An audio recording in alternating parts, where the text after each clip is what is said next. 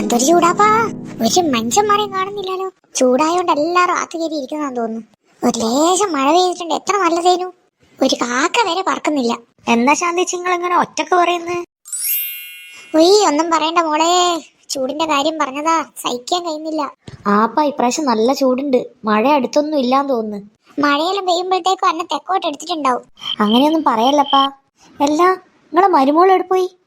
ഓ അതുണ്ട്, ഫോണിൽ തോണ്ടുന്നുണ്ടാവും. എന്താപ്പ നിങ്ങൾ അങ്ങനെ പറയുന്നത്? ഞാനെന്നാ പിന്നെ പറയണ്ടേ? എന്താപ്പാ ഓക്കെന്താ പ്രശ്നോ? ഓക്കെന്നാ പോയപ്പോ ഓക്ക് നല്ല സുഖല്ലേ.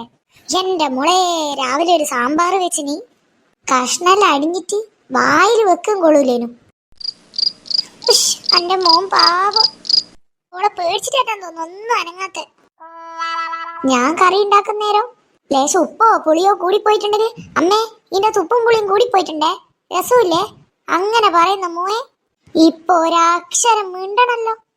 ഓളെന്തെങ്കിലും ചെയ്യുന്നതിന് പേടിച്ചിട്ടായിരിക്കൂ. നിങ്ങൾ ഇല്ലാത്തൊന്നും പറയല്ലപ്പാ. ഇല്ലാത്തൊന്നല്ല, രാവിലെ എണീച്ച് വരുമ്പം തുടങ്ങും ഫോണിൽ തോണ്ട്. ഒരു ഉപ്പിടണമെങ്കിൽ വരെ ഫോണിനോട് ചോദിക്കണം നോക്ക്. അതുപോലെ ഉച്ചക്ക് കിടന്നുറങ്ങി കഴിഞ്ഞ് കഴിഞ്ഞാല് വൈകുന്നേരം 5 മണിക്ക് എണീച്ച് വരിക. നമ്മളെ കാലത്തൊന്നും ഇങ്ങനെയൊന്നല്ലേനു, ഒരു പണി കഴിഞ്ഞപാട് അടുത്ത പണിക്ക് പോവുകേനു. ഇതെന്തെന്നാ, മിറ്റടിക്കൂല, അക അടിച്ച് തുടക്കൂല. എന്റെ മോള് എത്ര ദിവസമായി എന്നറിയാനോട് പറയുന്നേ, അമ്മ ഇങ്ങ് പോരി, അമ്മ ഇങ്ങ് പോരി. എന്റെ മോന്റെ കൂടെ നിൽക്കേണ്ട പൂതി കൊണ്ടല്ലേ ഞാൻ ഇതെല്ലാം സഹിച്ചിട്ട് നിൽക്കുന്നു. ആ മോളെപ്പോ വന്നേ? ഞാൻ വന്നിട്ട് കുറച്ച് സമയമായി.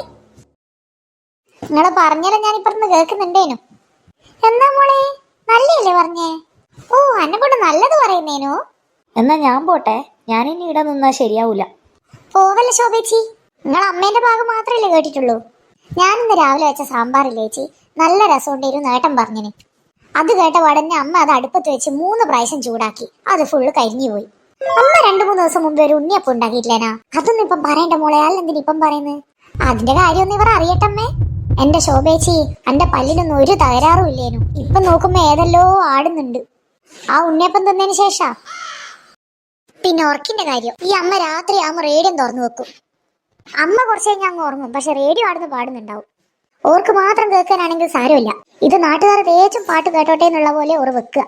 ഇതിന്റെ ഒച്ച കൊണ്ട് എനക്ക് ഉറക്കം മര്യാദക്ക് കിട്ടുകയില്ല. അന്നേരം ഞാൻ വിചാരിക്കും ഉച്ചക്ക് ലേശം കിടന്നുറങ്ങാന്ന്. മോളെ ശോഭ, എനിക്ക് വീട്ടിൽ പണിയില്ലേ?